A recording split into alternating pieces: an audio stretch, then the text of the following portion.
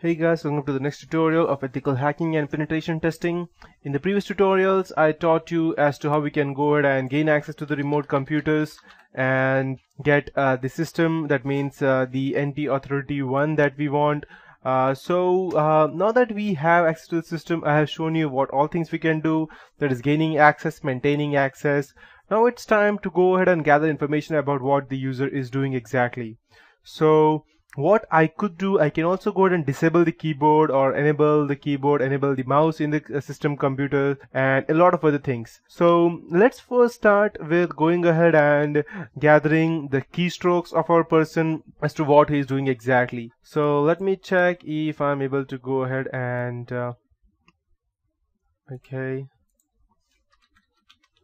let's check if my net is still working. Perfect.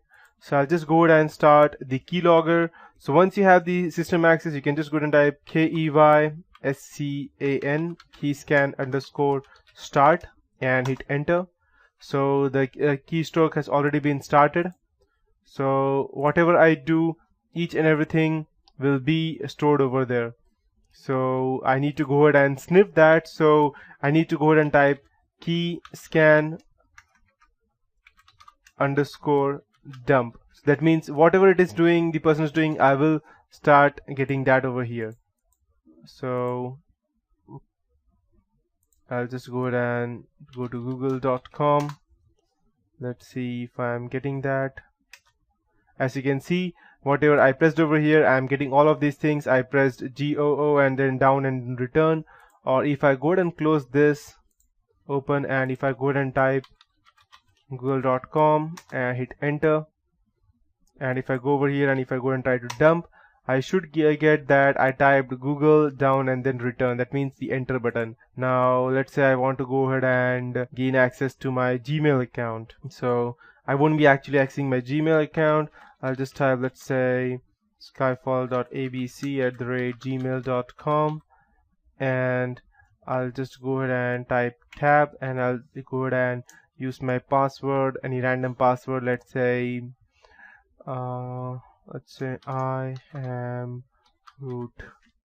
So I entered the email, I entered the password, and I hit enter, and no, and I actually used my fake one. So if I go ahead and dump the keystrokes, I should get that. Perfect. Skyfall.abc@gmail.com, then I press tab, and I am root, that is the password. So in this way you can also go ahead and gather keystrokes of any person that you want, and if you want to go ahead and stop, you can just type keyscan underscore stop, and it will stop. The key sniffer will be stopped. If you and for example, for some reason you are not the system, you are just a local administrator, and you're not able to go ahead and bypass the UAC, it's because sometimes the person's antivirus is far more powerful and it does not allow you to bypass that. Then you can still go ahead and view what the person is doing rather than gaining a remote desktop session. You can just go ahead and type over here such as screenshot, and whatever the person does, it will be stored over here in the SET. So as you can see, this is the page of over here. This is exactly the same. If I go ahead and, let's say for example, I open my task manager, and if I go ahead and type the screenshot again, another screenshot should be saved over here. It's this one. Okay, perfect. As you can see, the screenshot is saved. Let's just close this thing, and I'll delete this. So in this way you can still go ahead and gain access to that. And let's see if the person has webcams. As of now I don't have it over here, but if I had a webcam, then I can just go and type webcam underscore list. It will show me all the webcams that they have. And if I want to, let's say if the person has a webcam and I want to go ahead and take a snapshot of what the person is doing, then I won't be able to run that because I don't have a webcam. But still, if you had, then you can still go ahead and type webcam underscore snap, and it will take a picture of what the person is doing. If you want to go ahead and get a live session as to what exactly the person is saying, that means he won't be able to hear you out, he or she, they won't be able to hear you out, but you can still see what the person is doing. You can still hear what they are doing. Then you can type webcam underscore stream and -h And by doing this, it will go ahead and take you to the specified webcam, and -h would be the number of webcam that you get over here. When you type webcam underscore list, it will be either 1 or 2 or whatever you get. And if you want to go ahead and chat to the person directly, then you can type webcam underscore chat, and a chat session will directly be started. Or if you just want to record the voice of the person, you can still go ahead and type record underscore mic hyphen h. H again would be the number of the mic that you have found, and you can just go ahead and it will be saved over here again, and everything will be done. Now this is far enough, but if you want to go ahead and everything is done, you just want to clear all your records, then you need to go ahead and clear the event records. So for that, you need to go ahead and type clearev, clear ev. It will clear all the event records. That means whatever you did from the starting, that means gaining access to the system, modifying or making any changes, and then getting back. So after this, you need to go ahead and after you have cleared the event records, go ahead and delete the fake users that you have created, and again go ahead and clear the event record so that there won't even be an event record that you deleted the event records previously.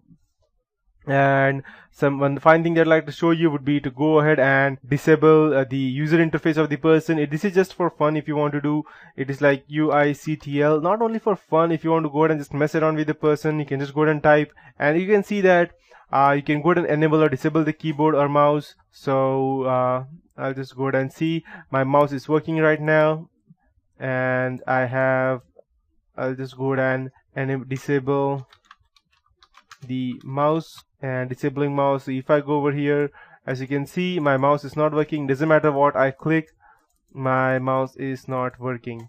I'll just go ahead and enable that, and my mouse is enabled again. Perfect. And let's say, for example, if I'm writing something, not this one, yes, if I'm writing something, like you can see, I can write anything over here. If I want, I can still go ahead and disable the keyboard as well. So this is not just the keyboard. Any USB that is attached, may it be a pen drive or anything else, the person will not be able to access that as well. So I'll just go ahead and enable that once more. Perfect. Okay, and that is it for this tutorial, and I'd also like to go ahead and teach you one last thing before I go ahead and end this tutorial. That would be to go ahead and create a keylogger. So I'll just go ahead and end this session right now. You can just go ahead and upload the keylogger by creating that. And one last thing that I'd like to teach you would be, if you want to go ahead and download something from over here, let's say I'll go ahead and save this, and I want to go ahead and copy some files from this PC to my own computer. I can still do that. Let me check where I am exactly. I'm still in the desktop, so I can just go ahead and type download, and what is the name of the file? Let me check. It was ABC.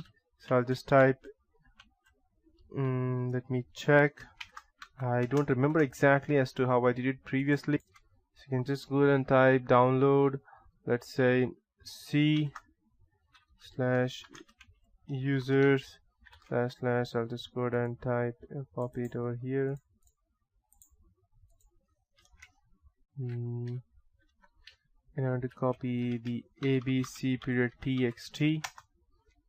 Okay, I think I would be needing a single quote right now. Parse error, let me check. Okay, I believe sorry, I just did not complete the quote. As you can see, the file has been downloaded, and I have the file over here. Perfect. This is an awesome file. So, and this is an awesome tutorial as well.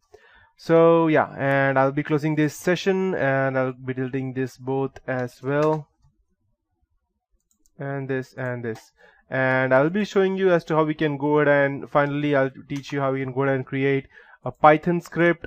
And you need to go ahead and create this Python script over here in Windows. Go ahead and install the Python from over here, Python Windows 7, and you can download it from over here, and I would recommend downloading the 2.7 version, because I need you to download other files as well. After you have downloaded the Python from over here, the 2.7.9 version, you need to also download the PyHook and PyWin32, and so you can just download, just go ahead and type, you need to download all the modules, PyHook and okay, and you can download it from over here, and the PyWin32, I believe. Yeah, PyWin32 as well. So once you download all of these things, you can just go to Windows 7. I have not yet installed it in my Windows 7, but I have that installed over here in my Python. It is inbuilt in Kali Linux. As you can see, I'll just go ahead and run Python, and I have that inbuilt over here. So, but you need to go ahead and install over here, since you would need to go ahead and create a keylogger for Windows. So you can just go ahead and open the notepad. Since I don't have the installed, I'll just open the notepad, and this would be the source code for creating a keylogger in Python. So you need to type bind key return, and then you need to type instead of writing that, you can just type from tkinter import asterisk root equals to tk, and define read ignore print hello.